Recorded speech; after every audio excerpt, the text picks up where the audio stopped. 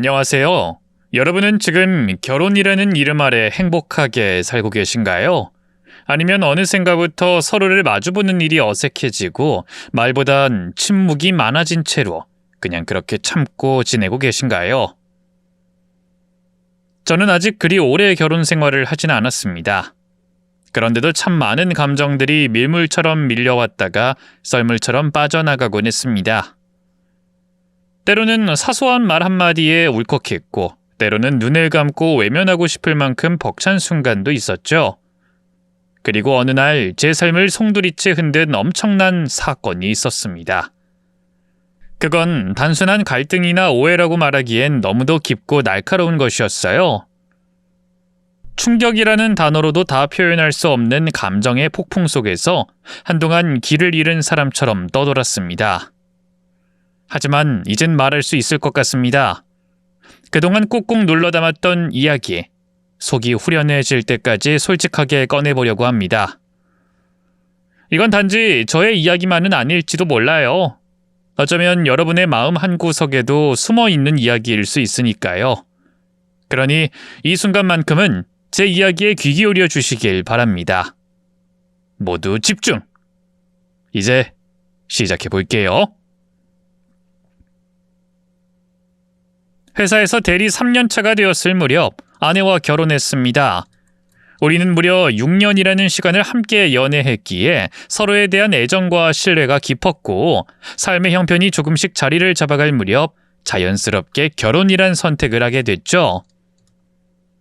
아내는 대학을 졸업한 후 잠시 회사를 다녔지만 몸에 맞지 않는 옷처럼 일상이 어울리지 않았는지 곧 퇴사했고 이후에는 프리랜서로 집에서 조용히 일하며 자기만의 세계를 꾸려갔습니다.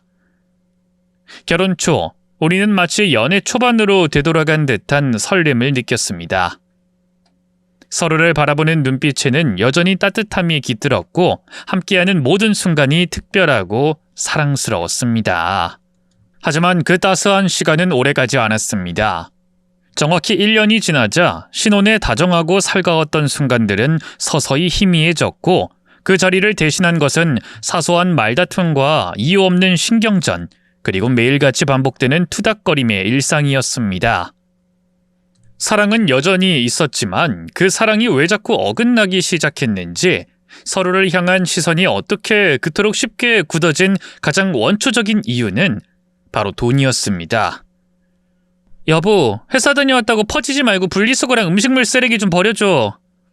뭐? 방금 들어왔는데 쓰레기를 버리라고? 당신 해도 해도 너무하는 거 아니야? 난 오늘 하루 종일 집에서 논 줄 알아? 노트북 붙들고 일하고 중간중간 집안일까지 했다고. 당신 올 때쯤엔 청소기도 돌려놨고 설거지도 싹 끝냈어. 쓰레기 정도는 좀 버려줘. 그게 그렇게 어려워? 진짜 피곤한데. 다른 집 남편들은 회사 갔다 와도 집안일 도와주고 밥까지 해서 아내한테 상 차려준다더라. 당신도 좀 배워, 제발. 숨이 턱 막혔습니다. 겨우 넥타이를 풀고 소파에 몸을 맡겼는데 몸이 돌덩이처럼 무거워 도저히 일어날 기운이 없었죠. 하지만 아내는 계속해서 등 떠밀었습니다. 쓰레기 좀 버리고 오라고. 지금 당장. 결국 얼굴을 찌푸린 채 억지로 몸을 일으켰습니다. 말없이 쓰레기 봉투를 들고 밖으로 나왔고 엘리베이터 문이 닫히자마자 주머니에서 담배를 꺼냈습니다. 한 개비, 두 개비, 세 개비 연달아 피우며 연기와 함께 깊은 한숨을 내뱉었습니다. 회사에서도 하루 종일 시달렸는데 겨우 집에 왔더니 여긴 여기도 아니더군요. 상사한테 혼나는 기분이 집에서도 반복되고 있었습니다. 담배 연기를 내뿜을 때마다 뭔가가 조금씩 날아가는 것 같았어요. 스트레스인지 체력인지 아니면 애정인지 무엇이었는지는 잘 모르겠습니다. 집에 다시 들어갔을 때 아내는 냄새 난다며 씻고 밥 먹으라고 했습니다.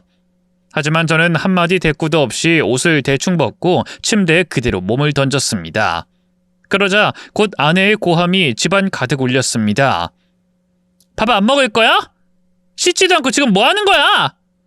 여보, 나 진짜 너무 피곤해. 머리가 깨질 것 같아. 그냥 좀 쉬면 안 될까? 당신만 피곤한 줄 알아? 나도 오늘 진짜 힘들었다고! 집에서 노트북 붙잡고 일하느라 정신 하나도 없었고 그 와중에 당신 밥까지 다 차렸는데 그걸 이렇게 무시해? 아니, 무시하려는 게 아니라 그냥 당장 안 일어나면 내가 진짜 발로 걷어찰 줄 알아? 그 말에 억지로 몸을 일으켜 세워 샤워를 했습니다. 그리고 식탁에 앉아 아내가 차려준 밥을 대충 먹었죠. 입에 뭘 넣는지도 모를 정도로 멍하게 말이죠. 그렇게 겨우 숨 좀 돌릴까 싶던 찰나 문자 하나가 도착했습니다. 직장 상사였죠. 내일 아침 회의까지 준비해달라며 또 일거리를 던져줘서 서재로 가서 노트북을 켜야 했습니다. 회사에서 해방되어 집에 돌아왔는데 이젠 집에서도 퇴근이란 말은 사치였습니다. 몸은 천근만근인데 다시 서재로 향할 수밖에 없었죠. 일찍 잔다며 서재엔 왜 가? 일 들어왔어. 부장이 내일까지 준비하래. 그 부장놈은 진짜 왜 그래? 퇴근한 사람한테까지 일을 시켜? 무시하면 좋겠지. 근데 그 사람이 내 진급을 쥐고 있어. 과장 되느냐 마느냐가 그 입에 달렸다. 아휴, 그럼 해야지. 열심히 해. 진급 꼭 해야지. 파이팅! 그래, 고마워. 이 한 몸 불살라서 일해볼게. 먼저 자. 그렇게 상사들이 퇴근 후 문자로 일을 던지는 건 일상이었습니다. 덕분에 저는 늘 잠이 부족했고 머리는 갈수록 지끈거렸죠. 대기업에 다닌다고 하면 다들 부러운 눈빛으로 보지만 정작 그 속은 개고생과 수면 부족의 지옥이었습니다. 저는 대리를 달기도 전부터 이미 이 회사를 관두고 싶었어요. 하지만 부모님은 저를 자랑스러워했고 결혼을 앞두고 있는 상황에서 안정된 직장은 필수라고 생각했죠. 그래서 버텼습니다. 기대와 책임이라는 말에 묶여 하루하루를 끌고 갔습니다. 제 일상은 늘 피로와 싸우는 전쟁터 같았고 회사에서는 일을, 집에서는 감정을 눌러가며 살아야 했습니다. 스트레스는 한가득, 머릿속엔 걱정이 둥지를 들고 떨어질 줄을 몰랐습니다. 하루에 3시간도 못 자는 날이 많았고 밤을 꼴딱 새운 날도 덜어 있었죠. 두통 때문에 병원을 찾을 때마다 의사는 말했습니다. 일을 좀 쉬셔야겠네요. 그럴 때마다 되묻고 싶었습니다. 대한민국에서 진짜 제대로 쉬면서 일하는 사람이 있긴 하냐고 말이죠. 아내의 잔소리는 처음엔 그럭저럭 들어줄만 했지만 어느 날 있었던 사건 이후로 점점 심해졌어요. 너무 힘들고 머리가 터질 것 같아 정말 큰일이라도 날까 두려운 마음에 아내에게 조심스레 말을 꺼냈죠. 여보, 나 회사 그만두고 치킨집이나 피자집 같은 거 해보는 게 어떨까? 아내는 눈이 휘둥그레져서 소리를 질렀어요. 지금 뭐라고 했어? 그 좋은 일자리를 버리고 퇴사하겠다고? 당신 미쳤어? 우리 나중에 애 안 낳을 거야? 당신 혼자 사는 거면 관두든 말든 상관 안 하겠는데 당신은 이 집 가장이잖아. 저는 억눌러왔던 마음을 꺼냈습니다. 회사 때문에 너무 괴로워. 잠도 편히 자본 게 언젠지 모르겠어. 이러다 정신병 걸릴 것 같아. 그러자 아내는 한숨을 푹 쉬며 날카롭게 말했죠. 웃기고 있네. 대한민국 가장들 당신보다 더 열심히 살거든? 엄살 부리지 말고 은퇴할 때까지 붙어있을 생각해. 저는 또 조심스레 물었습니다. 내가 쉬면 안 되는 거지? 다른 일을 하는 건 불가능한 거지? 아내는 저를 어이없다는 듯 바라보며 말했습니다. 이이가 오늘따라 왜 이래? 지금 어리광 부리는 거야? 요즘 이래저래 짜증 부리더니 이제 와서 회사 때려치울 미친 소리를 다 하네. 여보, 제발 철 좀 들어라. 당신 우리 집 가장이야. 그 말을 들은 저는 한숨을 내쉬며 아내의 뜻에 따르기로 했습니다. 그때부터였어요. 제가 조금이라도 지친 기색을 보이면 아내는 날카로운 눈빛으로 째려보며 일 관둘 생각은 꿈도 꾸지 말라고 했죠. 결국 저는 마음을 다잡고 제대로 일에 미쳐보자 결심했습니다. 즐기는 자가 1등이다 라는 말을 스스로에게 되뇌며 정말 죽기 살기로 일했어요. 그 결과 2년 뒤엔 과장으로 진급했죠. 많은 사람들로부터 축하와 응원을 받았지만 저는 도리어 허무함만이 밀려왔어요. 열심히 산 게 아니라 미련하게 살아온 것 같다는 생각이 마음 깊숙이 박혀 있었습니다. 게다가 고질병처럼 따라다니던 두통은 더 심해져서 걸을 때마다 머릿속이 흔들리는 것 같았고, 길을 걷다가 땅이 좌우로 기우는 듯한 느낌에 휘청거릴 때도 여러 번 있었어요. 그래서 건강검진을 받았더니 의사는 아무 이상이 없다고 하더군요. 제 증상은 단지 스트레스 때문이었고, 스트레스만 줄이면 충분히 사라질 수 있다는 소견을 들었습니다.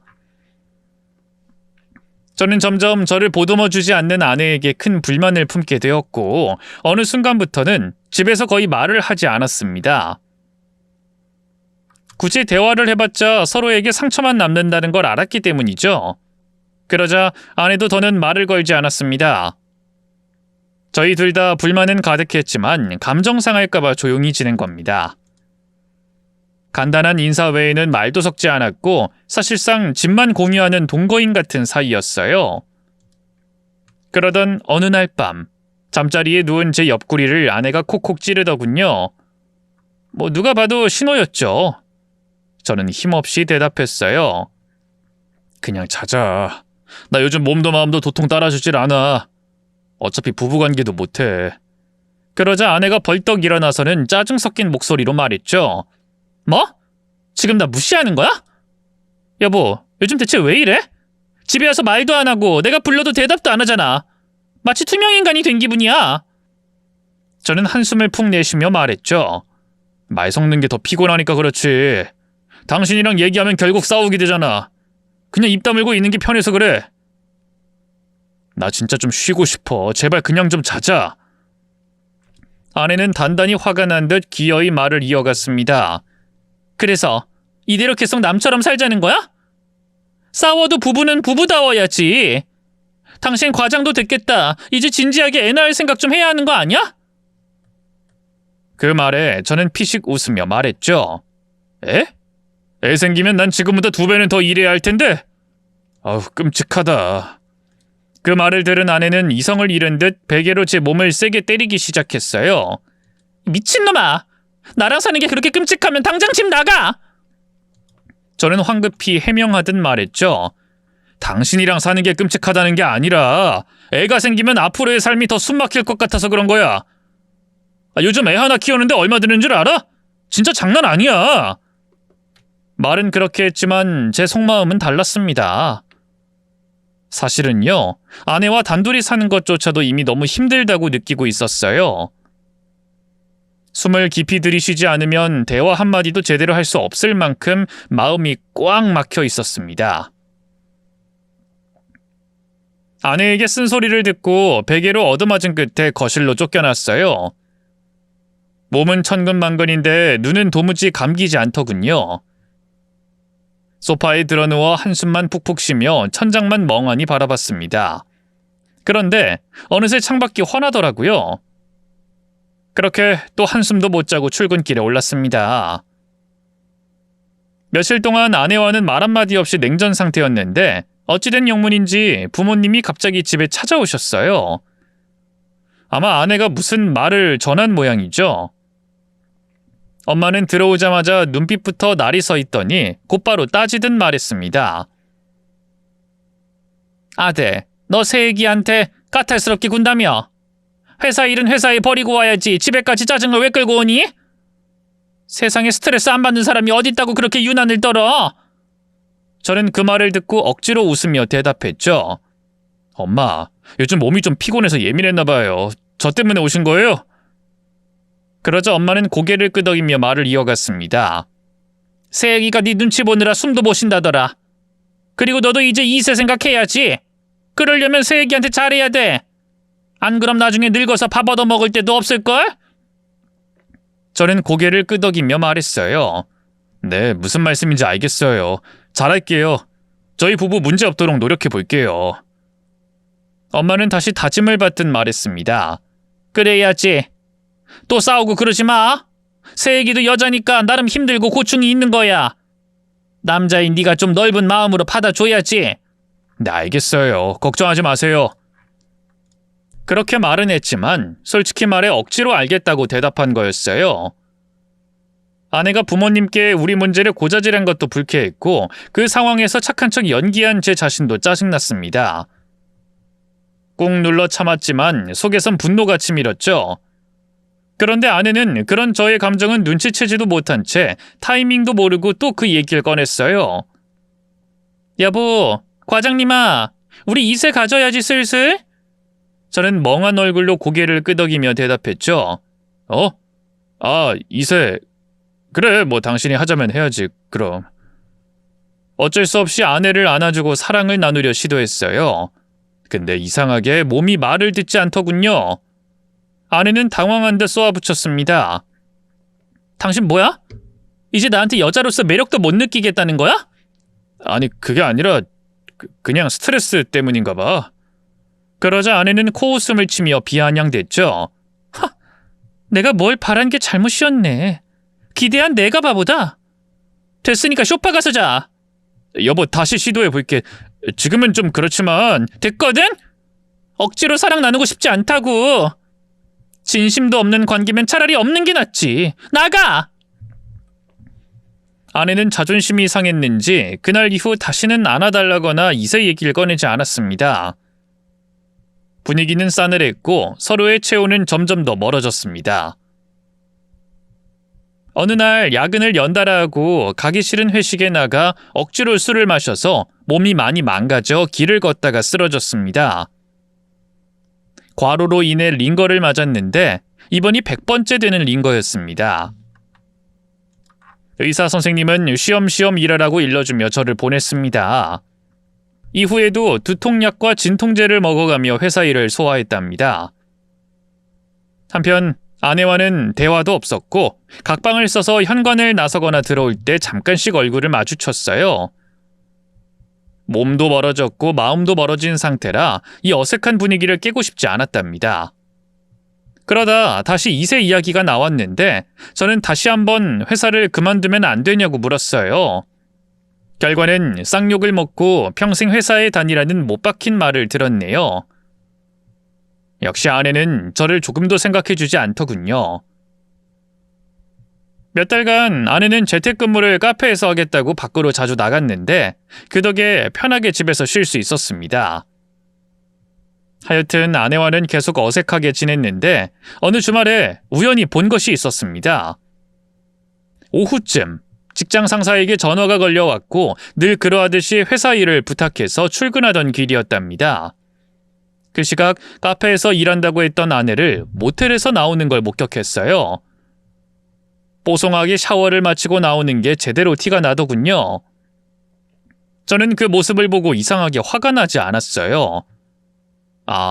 이 여자 바람이 났구나. 그럼 됐지. 이제 이혼하면 되겠네. 그렇게 조용히 마음을 정리했습니다. 출근길에 직접 제 눈으로 본 장면이었지만 굳이 따지고 들 생각은 없었어요. 그냥 이혼장을 슬쩍 내밀고 조용히 끝내려고 했죠. 며칠 뒤 회사 일을 평소보다 빨리 끝내고 구청에 들러 이혼장 한 장 받아 집으로 향했습니다. 현관문을 열자 아내가 반가운 얼굴로 미소를 짓더군요. 그 웃음이 얼마나 역겨운지 모릅니다. 여보 왔어? 오늘은 웬일로 일찍 왔네? 기분 좋은 일 있어? 할 말 있어서. 저는 속으로 계산하고 있었어요. 곧 이혼장을 꺼내서 내가 너 모텔에서 남자랑 나오는 거 다 봤다. 이제 그 남자랑 살아라. 그렇게 말하고 끝낼 생각이었죠. 그런데 아내가 제 말을 가로막으며 먼저 입을 열었습니다. 여보, 내가 먼저 얘기할 게 있어. 진짜 깜짝 놀랄 거야. 나 임신했어. 병원 갔다 왔는데 4주차래. 임신이라고? 순간 머릿속이 하얘졌습니다. 요즘 서로 잠자리를 거의 갖지 않았는데 갑자기 임신이라니? 이건 말이 안 되는 상황이었죠. 제 눈앞에서 뻔뻔하게 활짝 웃으며 우리 이제 엄마 아빠가 됐대요 하는 그 표정이 정말 기가 막혔습니다. 그래, 대박이지. 여보, 우리 이제 진짜 부모가 되는 거야. 근데 너무 열심히 살진 마. 당신 건강 챙기면서 일해야지. 내가 걱정돼서 그래. 임신한 거 진짜야? 병원에서 확실히 확인한 거야? 그럼 병원에서 초음파도 보고 왔어. 심장 소리는 아직 못 들었지만 4주라고 하더라. 그래, 다른 얘기는 없어? 저는 혹시나 해서 물었어요. 바람나서 생길 아이일 가능성도 있었으니까. 그런데 아내는 또다시 엉뚱한 말을 꺼냈습니다. 여보, 내가 요즘 너무 못됐었지. 당신 힘든 거 모른 척하고 늘 다그치고 미안했어. 진심으로. 갑자기 그런 얘기를 다 하고 그래. 뭐 사과는 고마워. 임신은 그래 축하해. 고맙다 여보. 당신도 축하해. 이제 곧 아빠니까. 우린 진짜 가족이 된 거야. 이제 진짜 우리 잘 살아보자. 아빠라. 그래, 그렇지. 나도 이제 아빠가 되는 거니까 축하받아야겠지. 아내가 그렇게 아무렇지도 않게 밀고 나가는 걸 보니 속이 부글부글 끓어올랐습니다. 그동안 내가 얼마나 참고 버텼는데 이 여자 정말 대단하다 싶었어요. 웃고 있는 얼굴을 보는데 심술이 나더군요. 마음속으론 그래, 어디 한번 해보자 싶었습니다. 그래서 원래 꺼내려던 이혼장은 조용히 꺼내어 아무 말 없이 찢어버렸습니다. 그건 이혼을 포기했다는 뜻이 아니라 복수의 시작이었죠. 이대로는 절대 못 넘기겠다고 내 마음속 어딘가가 단단히 결심하고 있었습니다. 아내가 아이를 낳으면 그때 막말을 한바탕 퍼붓고 뻥 차버릴 복수 계획을 머릿속에 그리며 저는 집에 가서 애처가인 척 연기를 시작했습니다. 가면을 쓴 배우처럼 따뜻한 남편 코스프레는 나름 실감이 났죠. 여보, 오늘도 빨리 퇴근했네? 당신이 보고 싶어서 빨리 왔지. 일은 이따가 당신 자고 나서 하면 돼. 당신 진짜 멋있다. 아빠가 된다고 이렇게 배려까지 해주고 감동이야 진짜. 고맙긴 뭘. 다른 남편들도 다 이렇게 하지. 당신이 이렇게 변하니까 기분이 좋아. 근데 머린 어때? 두통은 좀 나아졌어? 별 걱정을 다 하네. 이깟 두통이 뭐라고. 난 멀쩡하니까 당신 몸이나 잘 챙겨. 우리 남편 최고야. 이제야 진짜 사람 사는 집 같다. 여보, 우리 이제 싸우지 말고 서로한테 따뜻한 말만 하자. 물론 내가 더 많이 재수 없었던 걸 인정해. 나도 고칠게. 그러니까 당신도 지금 이 모습 그대로 있어줘? 아내는 제가 다 믿는 줄 아는 모양입니다. 상간남이랑 바람 피워서 임신한 주제 제가 알아서 책임져 줄 거라며 김칫국은 대야로 들이킨 듯 하더군요. 그런데 말입니다. 그 연기란 게 무섭더라고요. 처음엔 복수를 위해 웃고 다정한 척 말 건넸던 저였는데 어느 날부터 아내가 이상하게 예뻐 보이기 시작했어요. 이유 없는 호감, 마치 연애 초기에 서로를 설레며 바라보던 그 시절이 되살아나는 느낌이랄까요? 그렇게 저는 아주 단순하게 본능에 따르기로 했습니다. 여보, 우리 침대로 갈까? 이리 와봐. 소파에 누워있던 아내를 번쩍 안아들자 아내는 깜짝 놀라며 웃더군요. 어머머, 여보 힘이 장사네. 근데 당신 몸은 괜찮은 거야? 그때 그 반응 안 하던 건 이제 괜찮아진 거야? 그럼. 당신이 너무 예뻐서 말이야. 이젠 참는 게 더 어려워. 오늘 밤은 그냥 둘이 불 질러보자. 아자! 저도 참 모순된 놈이죠. 바람나서 애까지 가진 아내가 뭐가 예뻐 보인다고 이러는 건지. 그런데 이상하게도 그날 밤 나눈 사랑은 뜨겁고 격렬했어요. 마치 젊은 시절로 되돌아간 것처럼 심장이 뛰고 온몸이 살아나는 느낌이 들더군요. 더 황당한 건 그런 밤이 그 후로도 자주 반복됐다는 겁니다. 저는 계속 본능에 맡긴 채 아내와의 관계를 유지했어요. 그러면서도 마음 한구석에서는 언제든 칼을 꺼낼 준비를 하고 있었습니다. 언젠가 제대로 크게 한 방 먹이고 멋지게 이혼해줄 생각으로요. 10달이 지나고 마침내 그날이 왔습니다. 아내와 함께 산부인과에 갔죠. 예정일보다 하루 빠르게 입원해 출산 준비를 시작했습니다. 제 걱정은 단 하나. 아이를 낳는 그 순간 모든 게 끝나는 타이밍에 맞춰 이혼장을 아내 면상에 던지고 입에 담지 못할 막말과 쌍욕으로 마지막을 장식하는 거였죠. 여보, 나 아기 낳을 때 옆에 있어줄 거지? 분만실에 같이 들어가자고? 왜 싫어? 아니, 싫은 건 아니고 아내가 아기 낳는 걸 보면 나중에 여자로 보기 힘들어지는 경우가 있대. 난 당신은 끝까지 여자로 보고 싶거든. 안 들어가는 게 낫지 않을까 싶어. 진짜 본심은 딴 놈 애 낳는 걸 두 눈으로 절대 보고 싶지 않았습니다. 하지만 말은 그럴싸하게 포장했죠. 그러자 아내는 감동이라도 받은 듯 환하게 웃으며 말하더군요. 날 끝까지 여자로 보고 싶구나? 어쩜 우리 남편 기특한 생각을 했네. 그래, 그렇게 하자. 분만실은 나 혼자 들어갈게. 건강하게 잘 나아. 내가 밖에서 기다릴게. 그렇게 아내는 분만실로 옮겨졌고 유도 분만을 여러 차례 시도했지만 쉽지 않았습니다. 진통이 무려 9시간 넘게 이어졌고 결국 딸을 출산했습니다. 응야 하는 울음소리가 병원 복도를 울리던 순간 저는 준비해둔 이온장을 가슴주머니에서 꺼내 한 번 더 들여다봤죠. 그리고 드디어 병실 문을 열고 들어섰습니다. 아내는 진이 다 빠진 얼굴로 절 보고 말했습니다. 여보, 우리 딸 봤어? 완전 예쁘더라. 근데 할 말 있어. 손은 이미 가슴주머니로 가 있었습니다. 이온장을 꺼내들 준비를 하며 숨을 가다듬고 말을 꺼냈죠.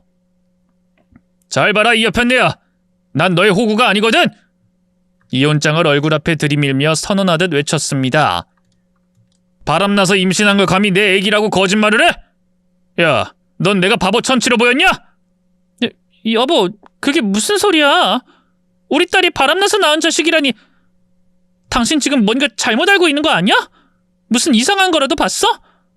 아니면 이거 장난이야? 나 진짜 이런 장난 싫어. 장난? 웃기고 있네. 난 오늘만 기다렸어. 네가 애 낳을 때까지 얼마나 착한 척 자라나 구경하고 있었다고. 상간남이랑은 이제 끝낸 건지 요즘엔 나가보지도 않더라. 내 애라고 구라치고 붙어먹으려고? 개수작은 그만둬라. 난 그딱 연극 안 믿어. 이혼장에 도장 찍어. 애는 네 친아빠한테 데려가든 아니면 싱글맘으로 키우든 알아서 하고. 통쾌하다 못해 속이 다 시원해졌습니다. 그동안 꾹꾹 눌러왔던 말들을 속 시원히 쏟아내자 마치 체증이 훅 내려가는 기분이 들더군요. 저는 깔깔 웃으며 어때, 나 대단하지? 하는 눈빛으로 아내를 내려다봤습니다. 그러자 아내는 눈시울을 붉히며 떨리는 목소리로 말했어요. 여보, 무슨 소리야? 우리 딸이 남의 자식이라니. 내가 바람을 피웠다고? 말도 안 돼.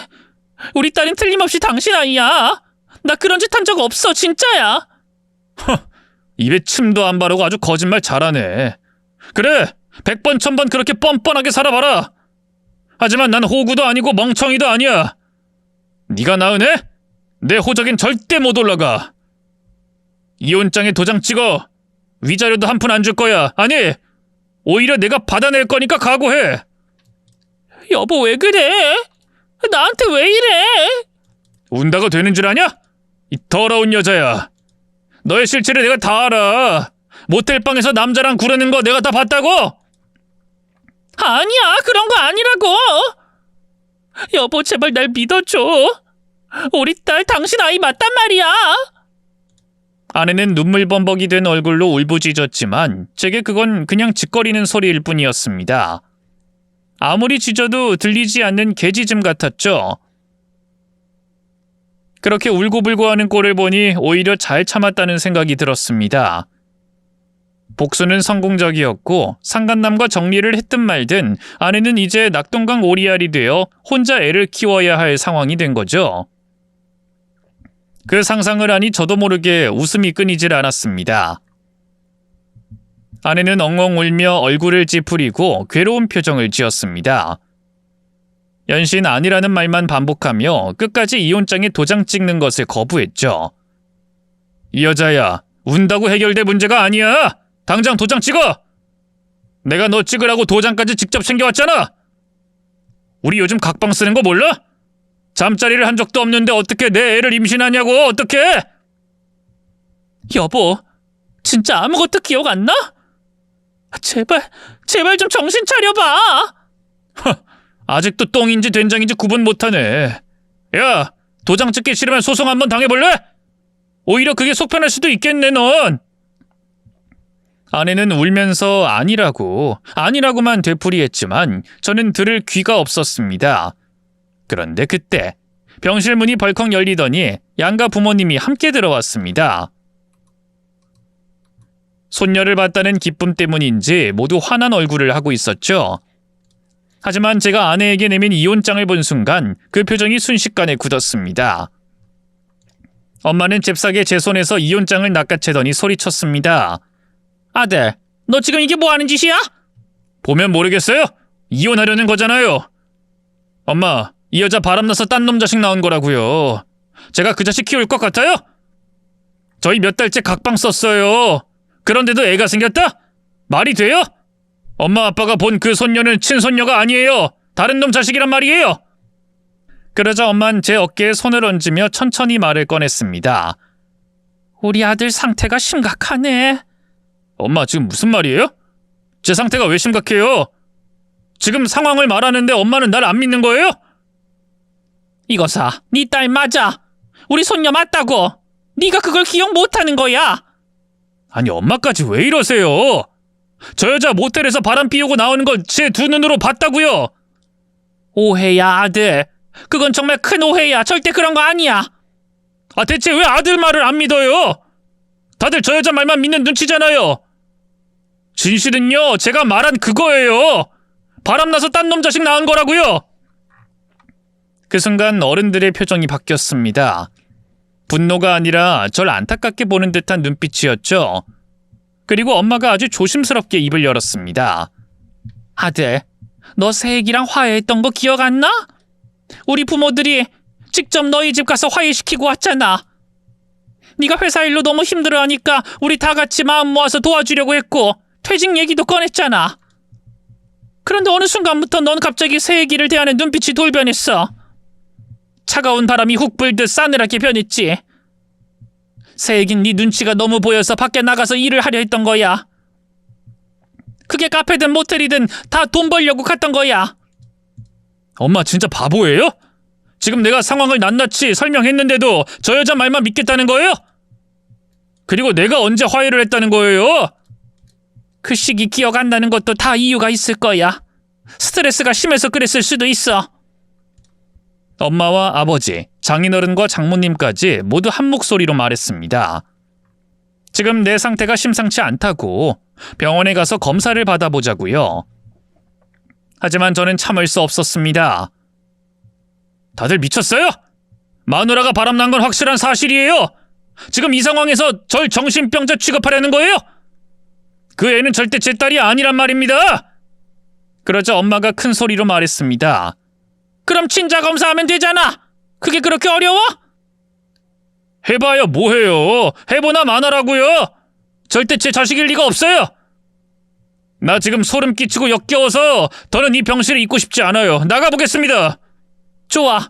그럼 네 머리카락 뽑아줘. 몇 가닥만 줘. 이 엄마가 친자 확인 맡길 테니까. 아 진짜 아니라니까요.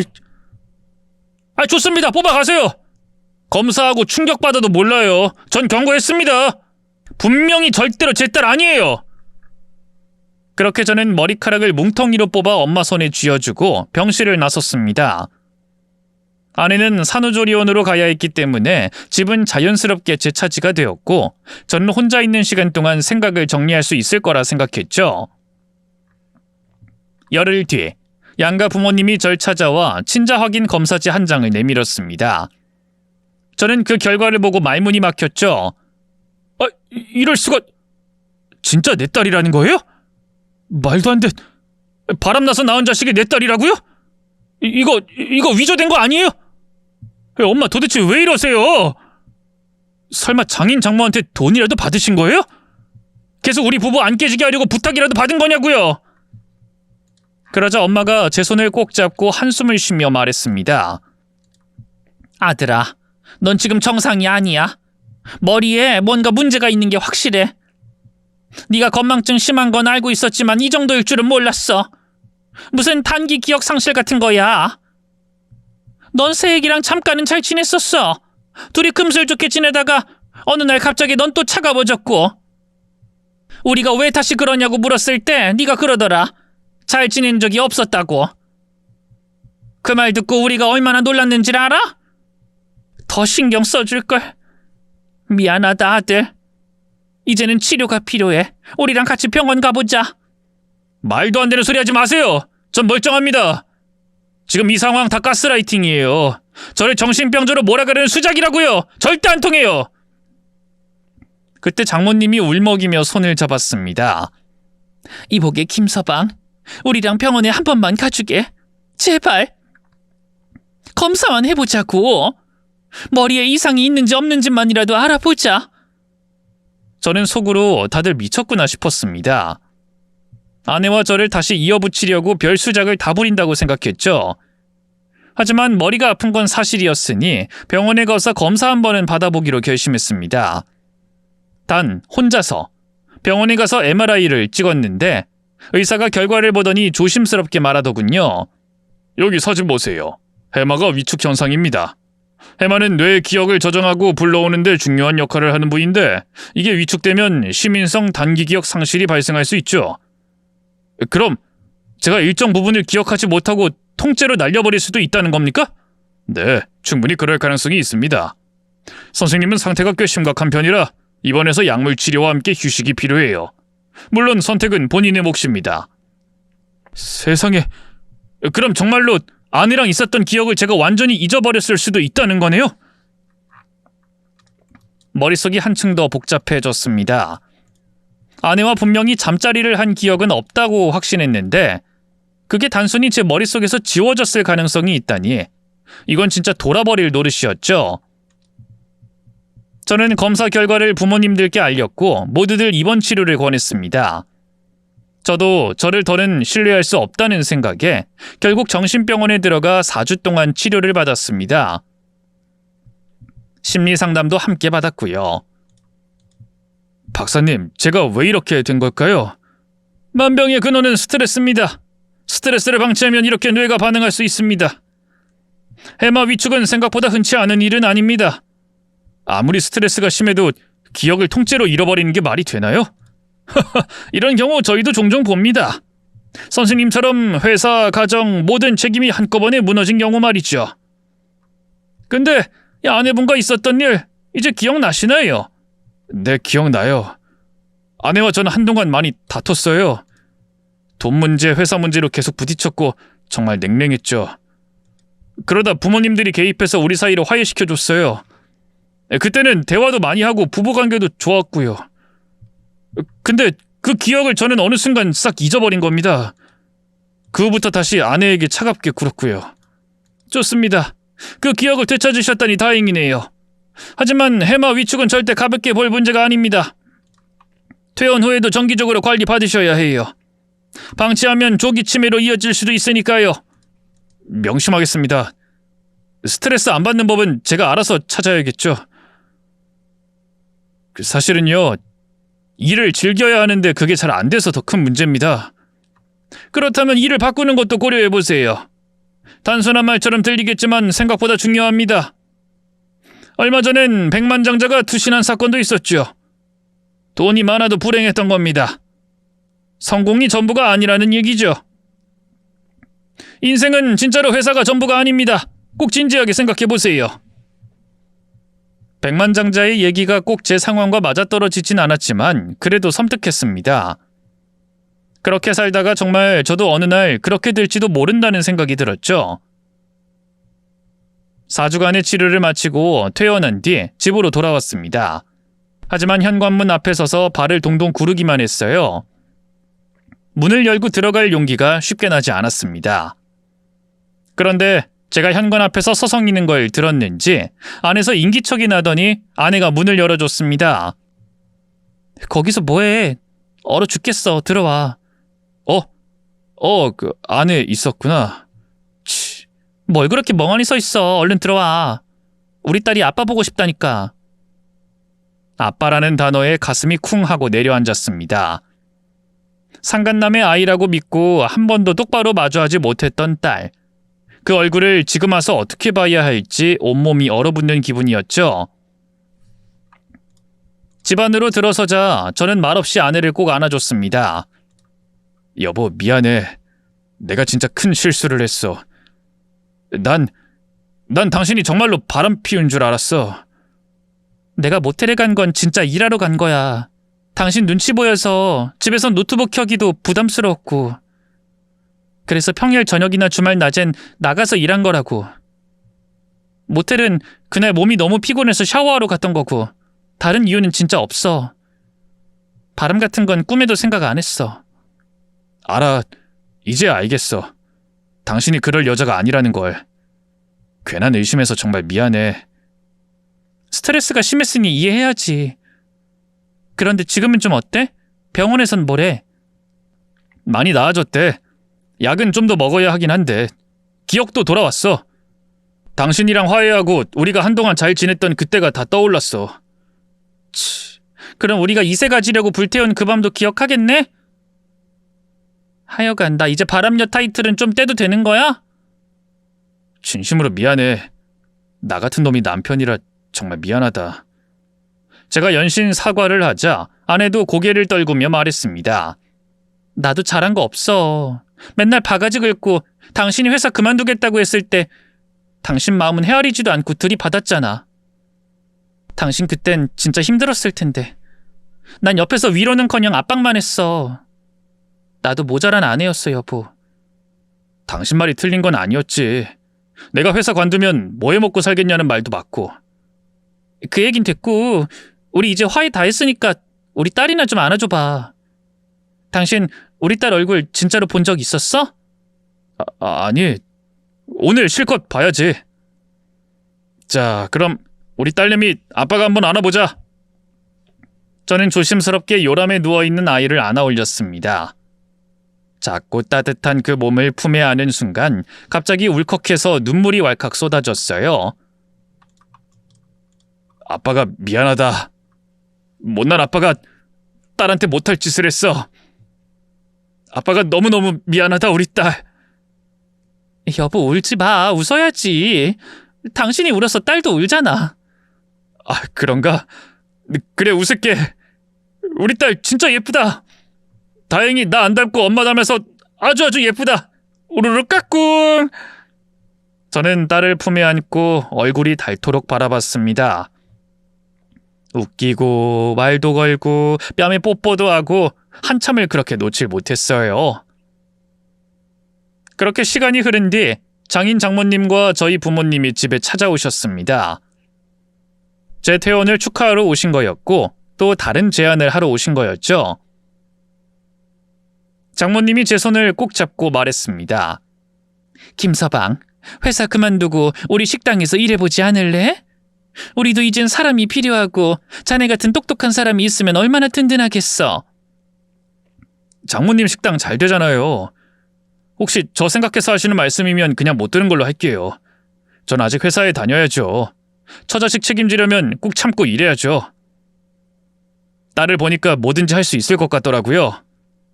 자네 생각해서 하는 말이기도 하지만 진짜로 똑똑한 사람이 필요해서 그래.